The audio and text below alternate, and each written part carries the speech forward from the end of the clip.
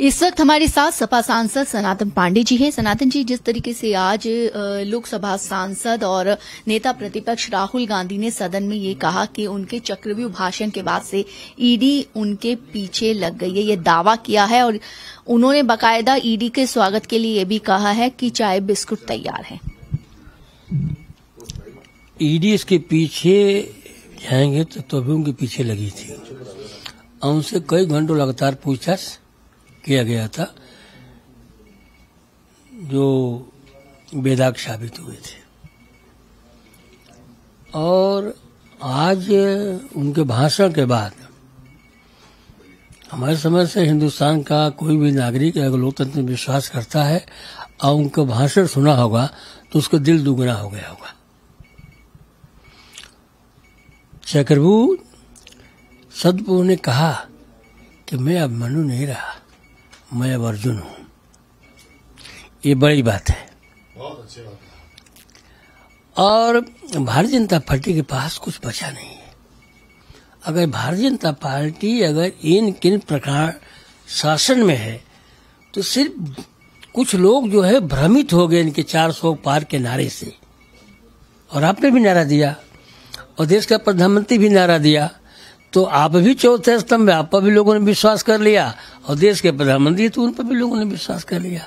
आज पूरी देश की जनता जान चुकी है अगर भारतीय जनता पार्टी के पास नैतिकता है तो इस्तीफा देख वह मैदान में आ जाए, उसको पता चल जाएगा कि उसकी स्थिति क्या है।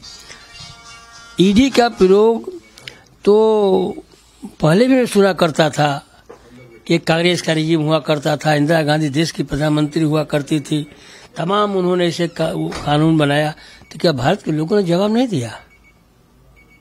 अगर ये उन संस्थाओं को दुरुपयोग कर रहे हैं तो भारत के लोग ही उनका जवाब देंगे। सपा सांसद ही सदन में कह रहे थे कि ये ऐसा क्यों है कि विपक्ष को चौसर, शकुनी, महाभारत ये याद आ जाते हैं हमेशा। देखिए, ये सब राजनीति का हिस्सा है। उसमें भी राजनीति थी, आज भी राजनीति है और जब तक ये धरती रहेगी तब तक राजनीति चलती रहेगी। और जो हमारा पीछे का पृष्ठभूमि इतिहास रहा है उन लोगों को ही तो हम उदाहरण के रूप में, लेकिन ये सरकार कहीं से भी न्याय वाली सरकार नहीं है। तो पीछे ले जाऊंगा तो आप कहेंगे कि छोटी बात करने लगे, क्योंकि भुक्तभोगी हूं। 4 तारीख को देश में लोकसभा की काउंटिंग हो रही थी। मैक्सिमम रिजल्ट 9 बजे तक आ चुके थे। एक रिजल्ट आपके लोकसभा सलेमपुर का रुका हुआ था। ऊपर से आया कि यही बिना उनके रिजल्ट का आप नहीं जाएंगे, अब थे था वहाँ एडिशनल एसपी मौजूद, एसपी भी मौजूद, डीआईजी भी मौजूद, कलेक्टर भी मौजूद। हम जीते हुए सांसद, हमने कलेक्टर से अनुरोध किया कि हमारा प्रत्याशी चुनाव जीत गया तो जल्द से जल्द उसका प्रमाण पत्र दे दिए तो भी मैं घर जाऊंगा। मैंने कोई अपराध नहीं किया, सभी लोग मौजूद थे।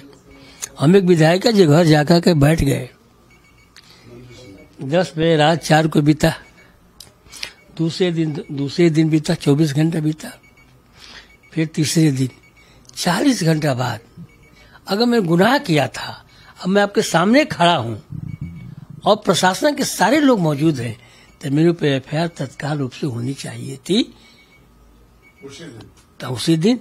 तो मैं उनके निर्णय का स्वागत करता कि मैं गलती किया हूं। आज जो है ये लोकतंत्र को मजबूत करने के लिए किया जा रहा है कि गलती करने वाला अगर वो देश के सबसे उच्चतम पद पर बैठा हुआ है तो उसके साथ भी सरकार कार्रवाई करेगी। लेकिन वो एफआईआर 40 घंटे बाद दर्ज होते हैं।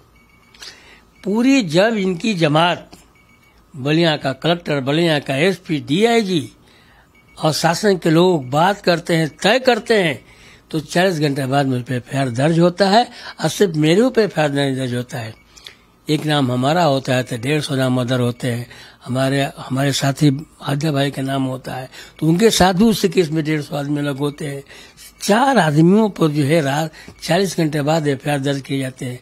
तो क्या मुझे महसूस नहीं हो रहा है कि लोकतंत्र का गला घोटने के लिए ऐसा किया जा रहा है, विपक्ष को दबाने के लिए ऐसा किया जा रहा है? अगर प्रदेश की बात करें तो प्रदेश में भी जो जौनपुर सांसद है बाबू सिंह कुशवाहा, ईडी ने उन पर भी पकड़ तेज कर दिया, उनकी जमीन, करोड़ों की जमीन जब्त की है। बाबू सिंह कुशवाहा जी हमारे दल के सांसद हैं, वरिष्ठ नेता है। वो 7 से 12 तक मंत्री थे।